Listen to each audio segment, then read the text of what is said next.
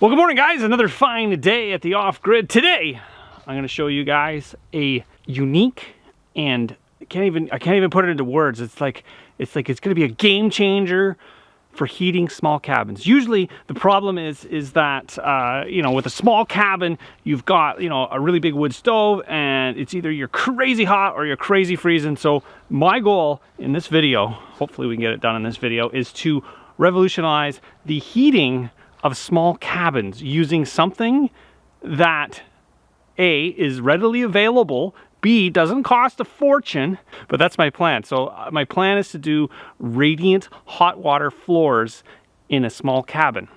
Let's get started. Okay, so the first thing was to source out my pipe. So this here is PEX pipe. I believe it's PEX A. It's PEX A.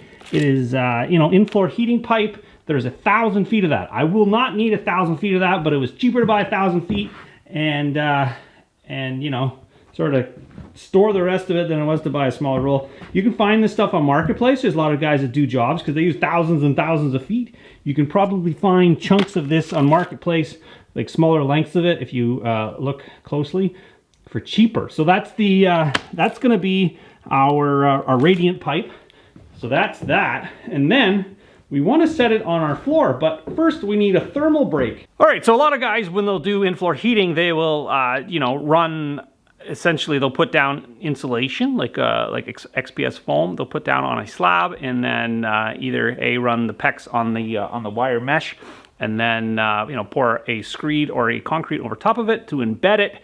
Now this one, we're gonna do like a low mass heated floor, and generally speaking, if you're gonna do it in a residential area, you would, on your slab, you'd put styrofoam down, and then you would put your stuff on and then cover it that way. But so we ran into the first roadblock, which was a styrofoam, and I've been looking for some cheap styrofoam. There is no cheap styrofoam. It just doesn't exist. It like the big box stores, we've got for a 2x8 sheet. We can't see that. Can we see that? For 2x8, it's $75 for a 2x8 2-inch, because that's what at least 2 inches I want on the floor in order to give me a thermal break from the cold below. That is crazy expensive. Like if you were looking at this area here, yeah, that would just be cost prohibitive for especially a small cabin. If you had a really, really small cabin, it might make sense, but you're still in like, $300, $400, $500 in styrofoam, and then you're not far enough away. So what we're gonna do is we're gonna think a little bit outside the box, and I'm thinking, what do I have that has insulation in it that I can repurpose for my use in this specific application? And then we come to the old trusty garage door panel, which happens to be covered in the inside with styrofoam. And I was thinking, why can't I use that? And one of the big problems with it is because it's covered in this sort of tin. It's not really aluminum, it's galvanum or something. So this is a garage door panel. You can find these if you talk to your garage door guy. Everybody's got a garage door guy on speed dial, right? Well, you can look them up. They tend to remove old garage doors, and then the scrap guys don't like taking them because they're mostly filled with foam. And in this case, the foam is what we're looking for. Okay, so this is what the chunk of it. This is what like a panel. This is a smaller piece of a garage door. Now the thing is with these things is they're not really attached together besides the foam. They're just kind of like crimped and bent together. So what we're gonna do is I haven't actually done this on a large scale yet. I've kind of did it like if you look at here, there's like a seam, like a crimp. So the idea is to get the foam out. We want the foam out. We want to take the metal out. I think it's going to peel like a banana. Like I'm pretty excited about this because I've been toying with the idea for a little bit. We want to take that off. That's at the end. That's the bracket where you put all your thing. But that's money right there. What we can do is we can just save that. Maybe if this doesn't work out, we can take our metal to the scrapyard and buy insulation. Okay. Okay, so we got our panel. Now what I want to do is I want to separate the good stuff from the bad stuff. So I got a pair of ice grips, and what I want to do, I'm going to tighten these guys up a little bit. I want to take, again, I don't exactly know how these are attached. I want to fold, just stick in this little sacrificial piece there. Okay, that, it looks like it. That's how, let's see if we can take the top piece off. It looks like we can kind of open it like a walnut. I should probably make a tool for this. I'm using, I guess we are using the tool. So I'm using you can probably use pliers. Again, this is the first time. This is the inaugural test. I'm learning with you guys. Okay, so we've got our foam. It is detaching from the thing. I can see there's like a stiffener. Okay, so the stiffener, we may have to do a little refining afterwards. So there's a stiffener on the lap joint. That's going to be just junk. But what we're going to do is we're going to take this piece. There. Oh, that was actually pretty easy. And what we're left, maybe that, come to take that piece off on the other side. Okay. Look at that. It just kind of came off. All right, so what we're left with is a piece of 2-inch foam. Now this isn't obviously enough to do the floor, but we're well on our way. I just want to cut this chunk off because I want to be able to butt the foam up together. Or just for giggles, I'm going to see if I can actually do this with an X-Acto knife or like a razor, like it's a razor knife, right? So I'm just scoring it. 2 scores. And see if I can bend it. That might not work.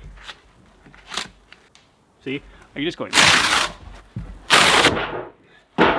That might be the solution. Just get rid of the metal altogether. No sense fighting it. But yeah, we got a 2-inch piece of foam. Oh, exciting. So we've solved the problem of where do we get our foam. We get some old garage door panels and strip the metal. Now, we can take the metal that we got from the door panels and we can trade it in for money. Money! Or we can make a shed out of it. All right, let's get some more panels, take it apart. There's, I don't know what that's probably worth like 30 bucks all day long. That's like, it's crazy. It's crazy they're trying to charge $75 for a piece of foam. Okay, let's get our garage door panel pile and let's start taking some of these apart and see how far we get. Well, as it turns out, some of those panels were a little easier to take apart than others. It was a little bit different panel that I actually did the test on. The other one had, I think it was more modern. The panel that I actually ended up taking apart were a little different. They had like a plastic edge down both sides, which held on for, well, they held on for dear life. I ended up scoring them in order to have them snap off. But once those were done, it came off pretty good, like the insulation separated from the tin pretty good. So after a little bit of trial and error, I was able to kind of devise a system where I could take them apart relatively easily. If I was to do like, the math on that, I did 10 sheets or something like that at I guess $95 a piece or something like that if you include taxes and whatnot. So yeah, savings about 950 bucks in foam, and those actually are bigger. They're 2x10, or no, they're 2x12. So they're actually worth more than a 2x8 because the 2x8s were going for about 95 bucks with tax. So yeah, there's a significant amount of savings there if you take the effort to take them apart and yeah, reuse them. So those are some of the sheets I'm left with. You can see how they are pretty good. The difference between these and the other ones is there's actually a little block in them, little wooden blocks. So I'll have to cut those out because they're going to get in the way later on. But that's future Kevin problem. I'm going to try to get these things down to see where I end up with all of these materials. I actually ended up keeping the tin on the back side, and that is going to be sort of a thermal reflection. It'll reflect the cold down. Kind of like if you've ever seen one of those foil barrier code board, I guess Atlas board. It's got the tin foil on both sides, so we're gonna have tin foil on one side, which is gonna reflect our heat, our cold down, and our heat back up if anything was to get to it. Also a bonus thing with that is that it'll actually act as a mouse deterrent, because I don't know, I don't think mice can chew through that, which is a good thing.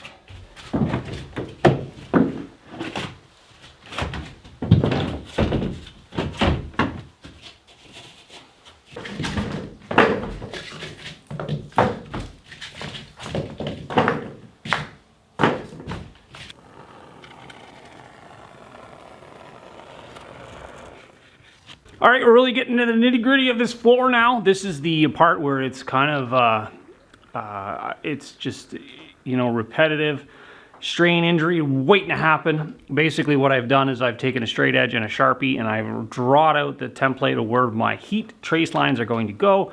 Started in the one corner and basically made a continuous loop from one end of the building to the other. I kind of focused on the bathroom being the source of the hottest water, and the coolest water being at the front of the building. So what's going to happen is I'm going to take a router and set my depth and then take the router and route in every single line on this foam. Now I'm going to keep my, where's my template? Template somewhere, I put it in my pocket. All right, so what I want to do is I actually want to route this guy into the foam, and so it's basically going to clip in this. So it's like a giant racetrack, and then we're going to circulate hot water through it. That's the plan anyways. And normally what I would do is I would take my my shop vac and I'd hook it up to my router, and you know, I'd collect all the little bits of foam, but I can't find my shop vac. I've looked everywhere. Looked everywhere, so I'm just gonna make it snow, basically. I'm gonna see how this this works out. I've never tried it without a shop vac. Hopefully I don't eat too much of it, but we're gonna give it a whirl. You guys can sit back and watch it. I'll do the recap when I'm done. Well, at least the floor is nice and soft. I got that going for me. I'm gonna basically suit up. The idea is to kind of cover everything you don't want to get covered in foam. So there, got my hood, so it's not gonna go down my back. I got some ski goggles, basically. It's fitting because it's kind of gonna snow. These don't fit very well. I need to make these tighter. Maybe that's why I found them. I think I gotta make those way tighter. That's probably why Holden didn't like them. All right. Ugh, I don't know if I'm gonna get these on my head. This will probably be better than the safety glasses. What I find safety glasses end up when you put your earmuffs on over top of them, they crunch your ear, which kind of sucks. Maybe these won't fog up. As I said that, they started fogging up. Oh well, I don't have to see. Look, I am your father. Was there already stuff in there? What the heck did I just inhale? All right, that headphones, because I'm going to listen to some tunes while I do this, because it's going to suck.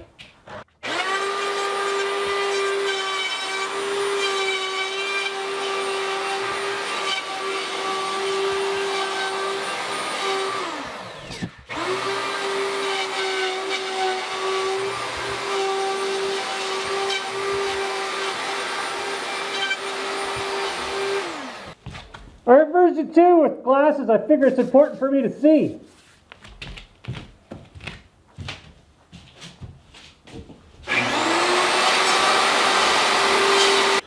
Well, that wasn't so bad. I don't know how long it took. Half an hour? Half an hour routing?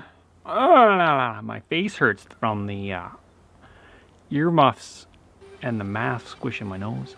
Oh, glad that's done.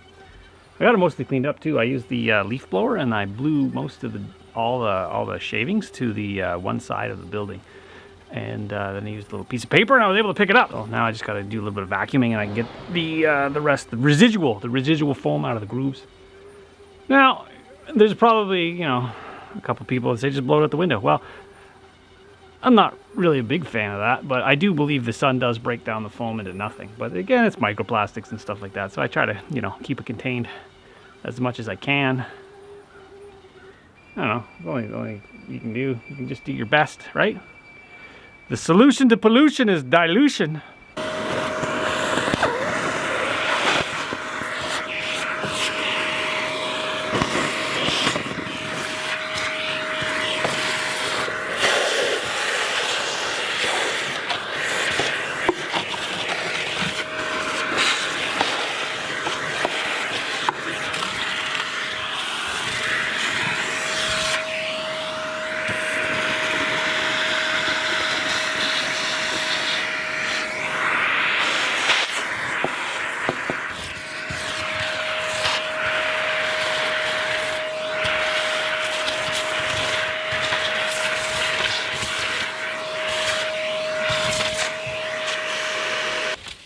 That was a huge job that we just got done, which is all the routing now. I just gotta basically make a home run loop to the what's going to be our boiler, which is going to be outside. But what I have to do first is drill a hole. So the thing with a hydronic floor is you want a continuous loop. So ideally you keep your loops under like 300 and some feet. This loop is going to be a little bit longer. I don't know exactly the footage, but I did like rough, back of the napkin calculations. I think I'm around 600 feet, which is double the recommended loop. But I'm thinking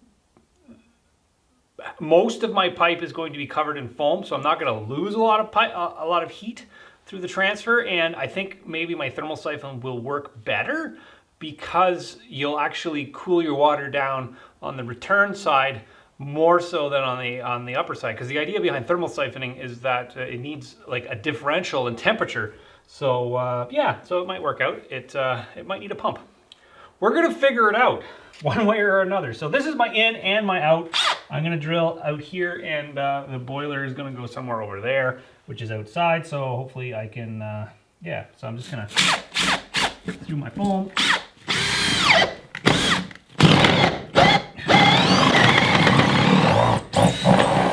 We want it to go.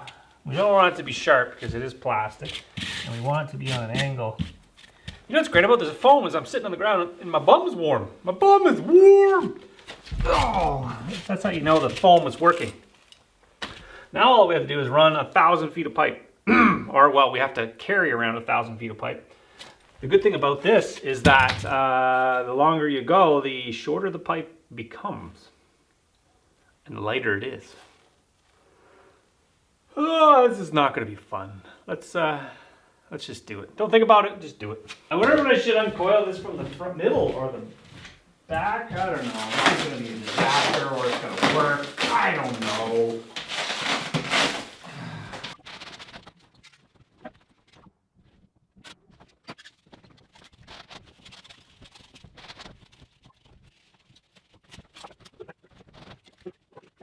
Somebody out there is probably going, what are you doing that for? Well, I got a little bit of a kink here.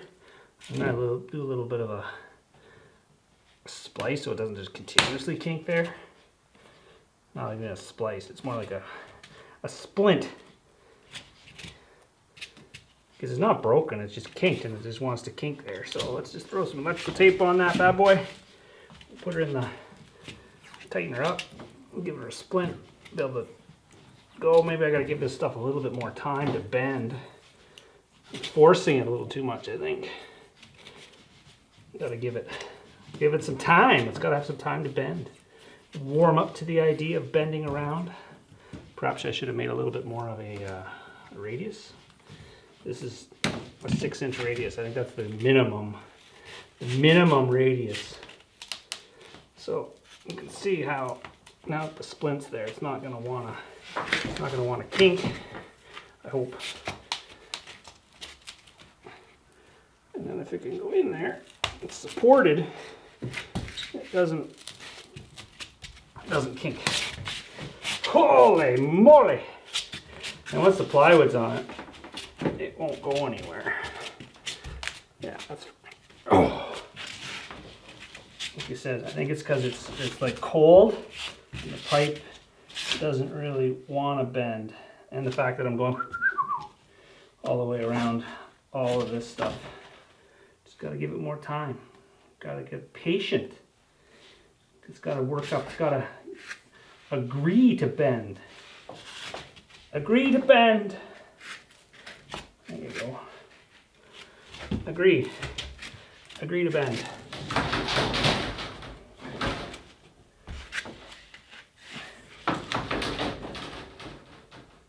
There you go. Agree to bend. Okay. You can agree to bend.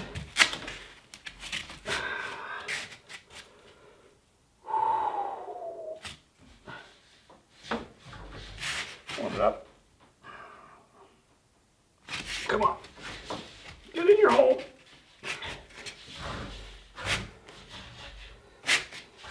There.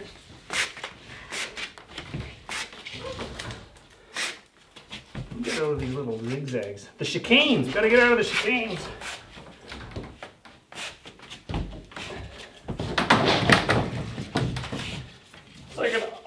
unruly Twizzler.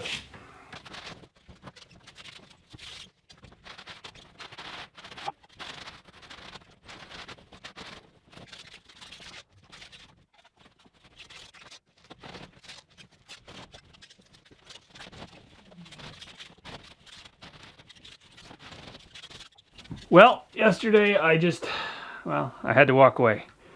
Had to walk away from that red pipe. It was just not happening. And you know, as opposed to getting frustrated and wrecking the old red pipe, I just walked away. So hopefully today it should be better. I should turn the power on so you guys can see. Get some lights going. It's a little cooler today. But you can see how far I got. I got to kind of the midway point, but I did get the frustrating part, which is in the washroom, done. So I should be able to get the rest of the pipe. Ideally, when you're doing this sort of stuff, you have one guy feeding the pipe and the other guy kind of laying it. If you could uncoil it as you go, it goes in a little bit better, so it doesn't kink. Because what happens is when you take it off the roll, it kind of has a memory of which way it's turning when you go around the bends. If you don't have it the right way, it tends to want to fight you. So yeah, it's about half the temperature as it was yesterday. So in theory, it's going to be harder to do it today, but also, that being said, it might be easier because I have more patience. I've filled up the cup. My patience are full currently. Let's see how long. Hopefully I don't run out of patience before I run out of pipe. Ideally, you run out of pipe before you run out of patience. All right, let's hopefully get this thing down. Yeah, that's only a little bit longer. All right, well, I got it all in. Whew.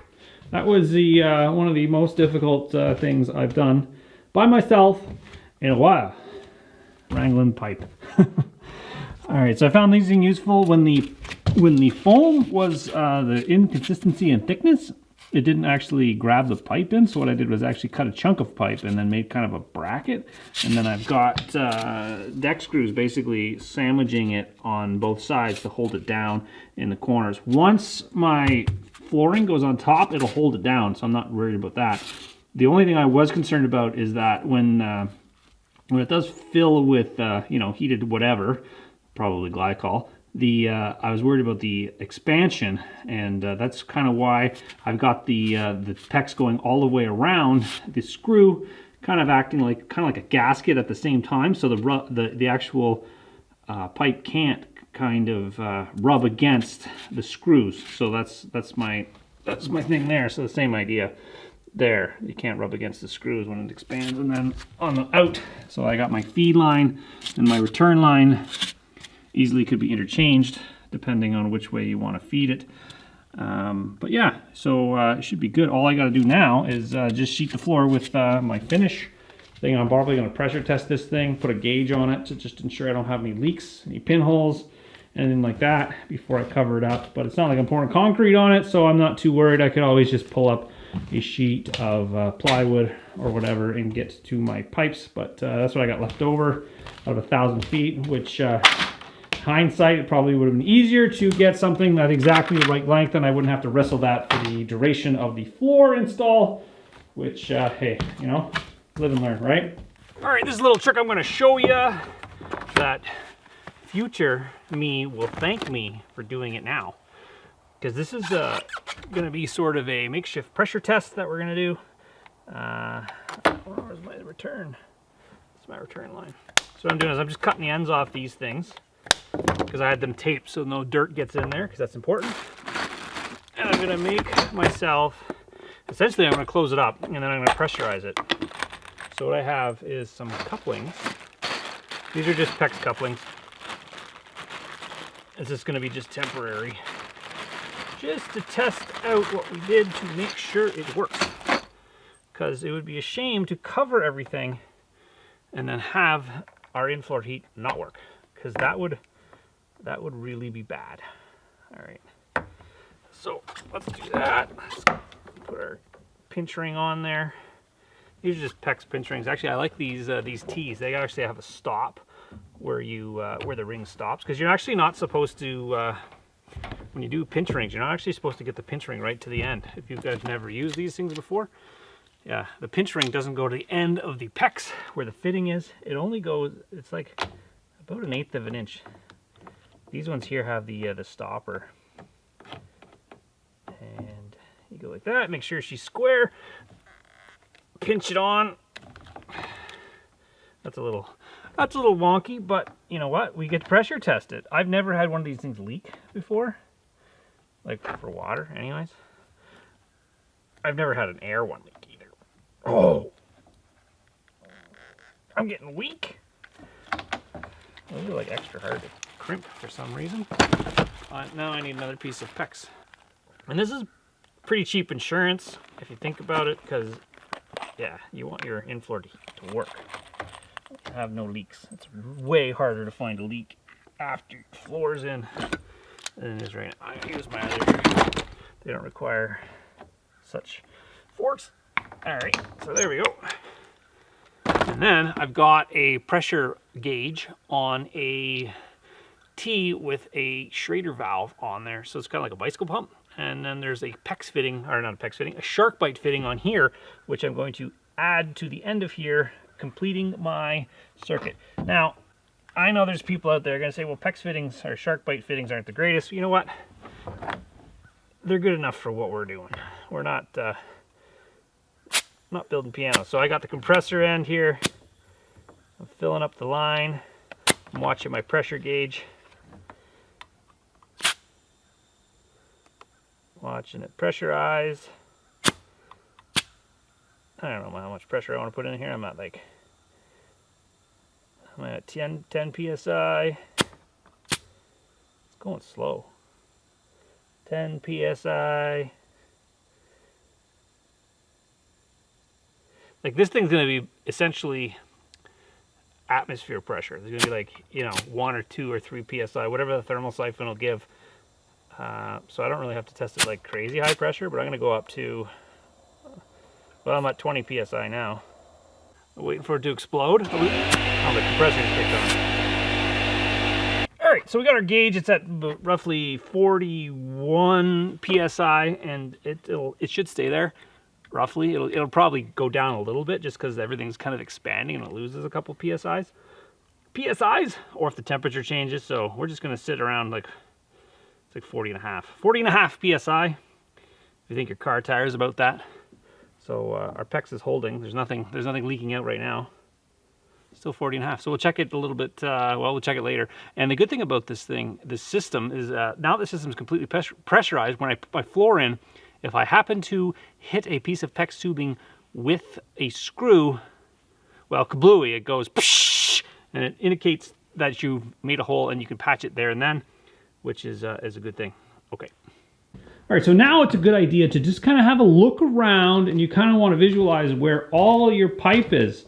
And if you got a smartphone on you or a camera or something like that, it's a good idea to take a picture of your floor because you want to know where your pipes are.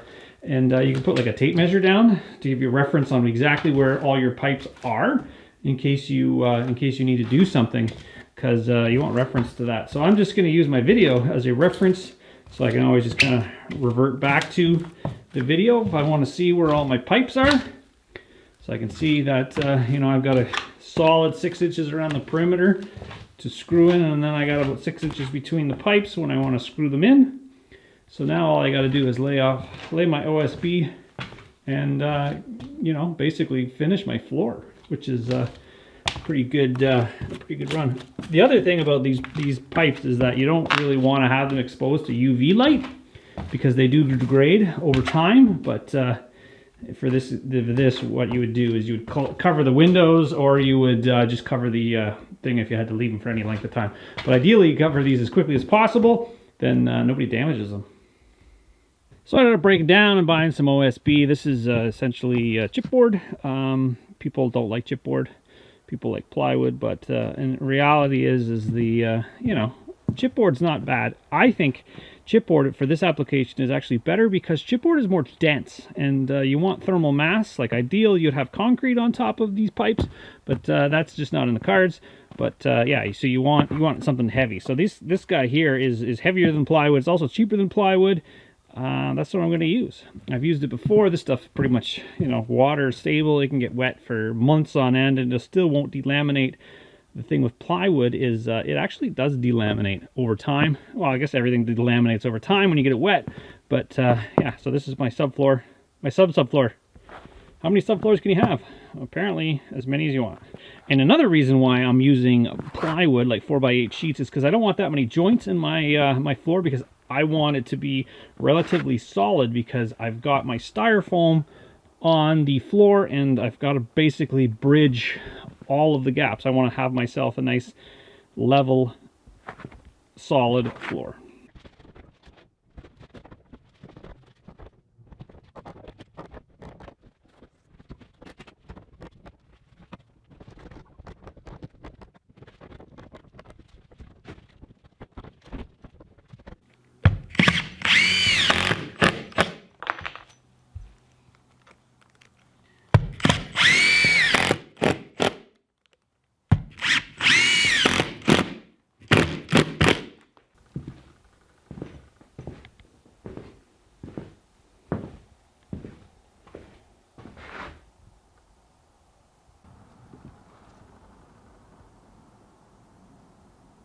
Couple hours later, and it appears as though we are still at 40 and the majority of the floor is screwed off, so that means we did not poke a hole in that pipe, which is good. I'll let that sit overnight.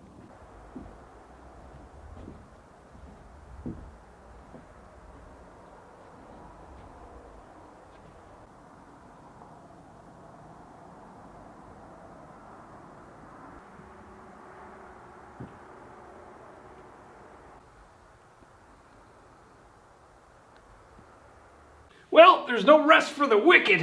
I'm gonna cut this hole in the floor to get to my root cellar. I've kind of waited until the end to do this because I really want a nice edge on this thing. I've got this guy because this is gonna be cut a second time in order to make my the plug for it. So what I did was I actually put the OSP down. I roughly put my mark on there so I can cut this thing out and not hit my water pipes. But I want to make a better circle. So the diameter on this guy is, she's about 31. I think it was 32 when I was doing it. Keeps getting smaller. 30? Maybe it's 30. Maybe 30. All right, diameter's 30. So half of that is 15.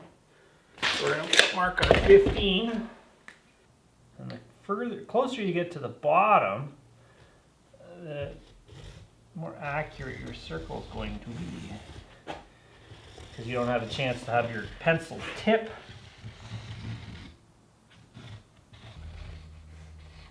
Okay, so there's our circle, and then what I'm going to do is I'm going to cut this circle out, hopefully.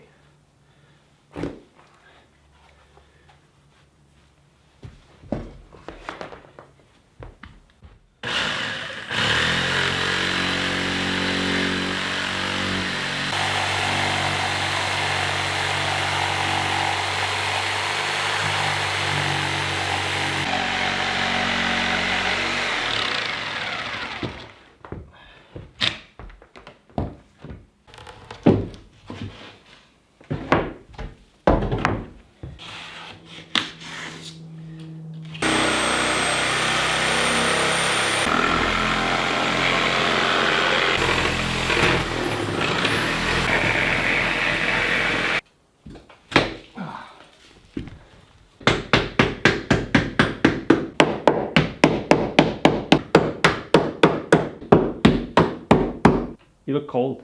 I am cold. You are cold. Why? There's no heat. There's no heat yet. There's no heat yet, but we're well on our way. Did you notice anything different when you came in? Thank you for the coffee, by the way. Did you notice anything different? The floor? Is it different? Yes, the floor is different. Did you notice that? I Just now? commented on it. Just now, but you walked in. Did you? When I walked in, I noticed the floor was Okay. different. I All right. noticed the bathroom has lines in it. Yes, that's heated floors. Oh, well, they're not heated yet. No, they're not heated yet. They're. I'm working on it. I'm actually working on draft plugging right now. I figured I had a little bit of patience. So what I'm doing is I'm actually working up in these rafter tail ends. See those? Those look like fun, right? We can't just put foam there? No, you can't just put foam there. Spray foam in. Well, you could, but it wouldn't be very pretty. It would be like self-expanding, and it would just be done. Just fill the hole. Just fill it, and it'll be done. Yeah, because what's happening right now is actually all the air is kind of like chimneying out of there. So the thing is I got to get those filled up because I want to put the fireplace in there, and once the fireplace is in there, I don't want to be working above the fireplace because it's hot. Make sense? Yep. And then we got to do the floor before we do the fireplace. So really, this is the only thing standing in the way from, like, you know, heat-ish, maybe. This and floor? This and floor. Well, then the floor doesn't have to be in for heat because I'm going to put a hearth there. Oh yeah, they don't know about that yet. That's next week's project, I think. Because I got to put something in the fireplace on something. So yeah. Anyways, yeah, that's the gist of it. So what do you think? Is there a big change from last week? Am I supposed to say yes? Well, you should say yes.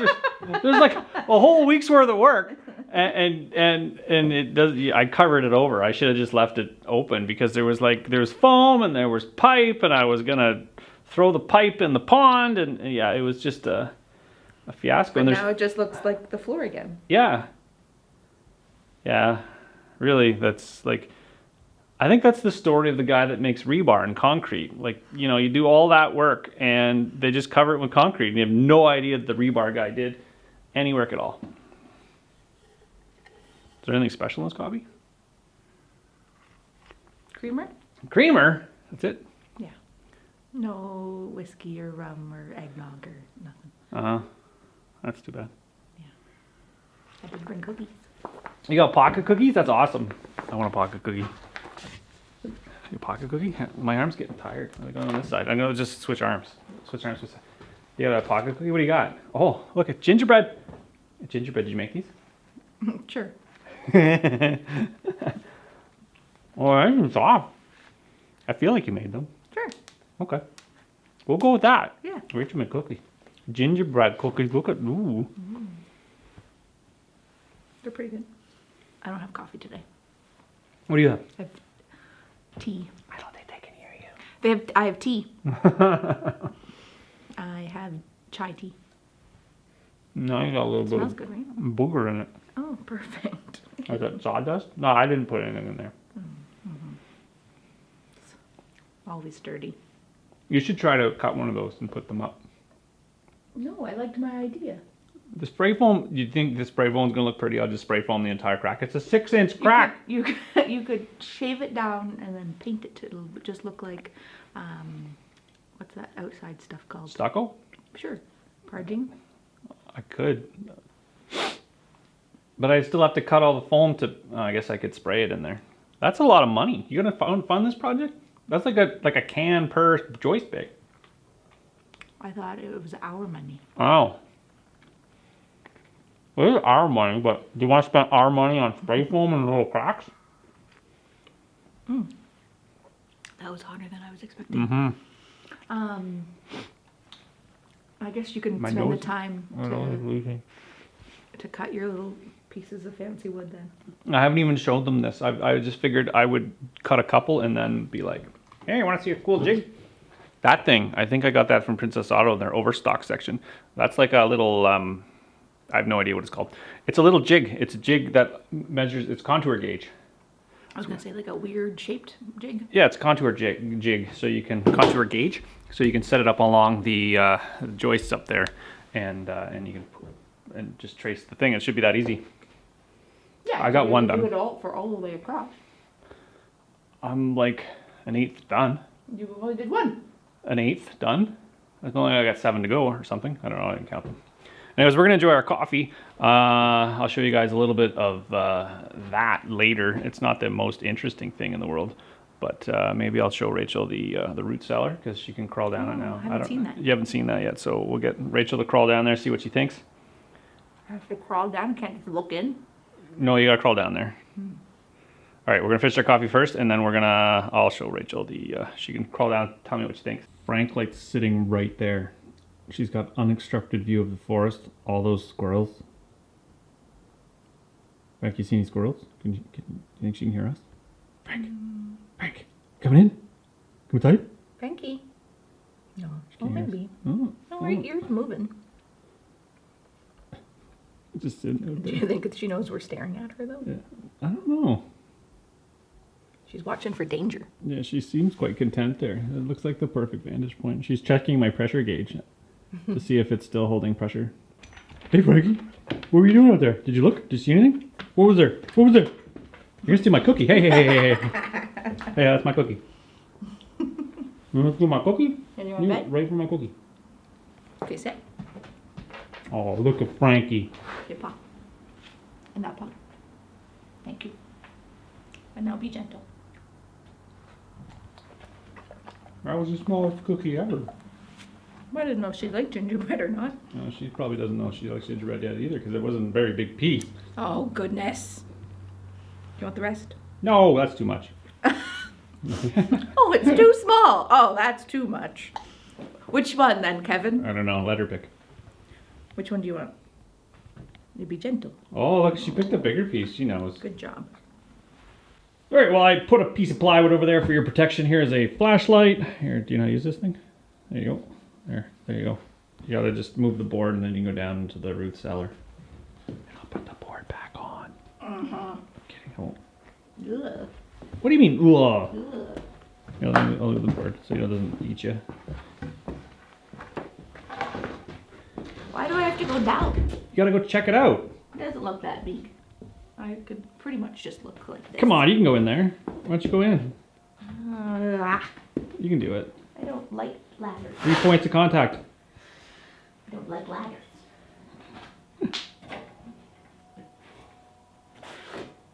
Oh yeah, look it. That's fine. Is it cute? Oh yeah, it's screwed right to the thing. Oh, well, that makes it a little bit nicer. Yeah, it's not gonna...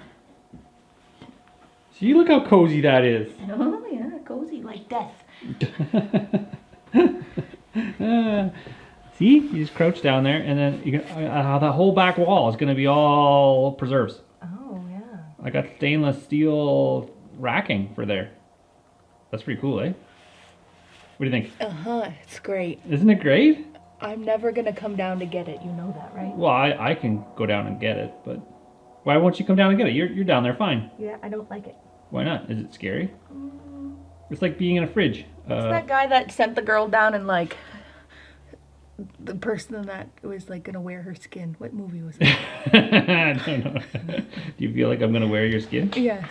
Oh, Frankie's coming. Gonna send down lotion and water. I don't know what you're talking about. There's a movie. They will Okay. know. All right. Everyone else will know. All right. Frankie's concerned that you're in the hole. Well, of course. Frankie likes to jump in holes, so don't jump in that hole, Frank. Frankie do. There. Nobody will fall in that hole until I finish it up. All right. Got any words of wisdom? No. Okay. Good.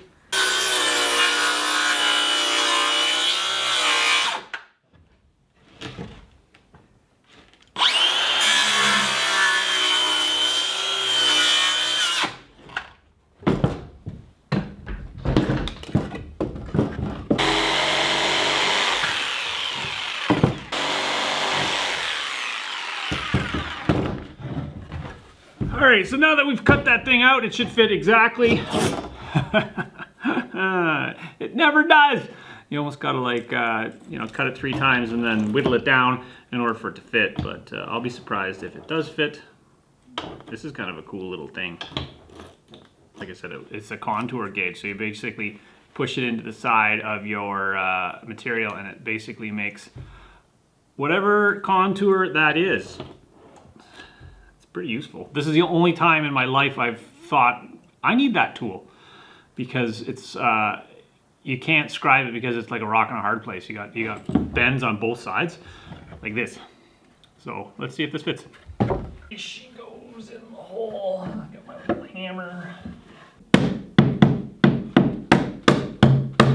Oh, perfect. All right, well, that's about as much patience as I have for today. I've got more than half of them done, but I figure, you know, when you run out of patience, you just stop and pick it up some other day. So anyways, I hope you guys enjoyed this one, and join me on the next one.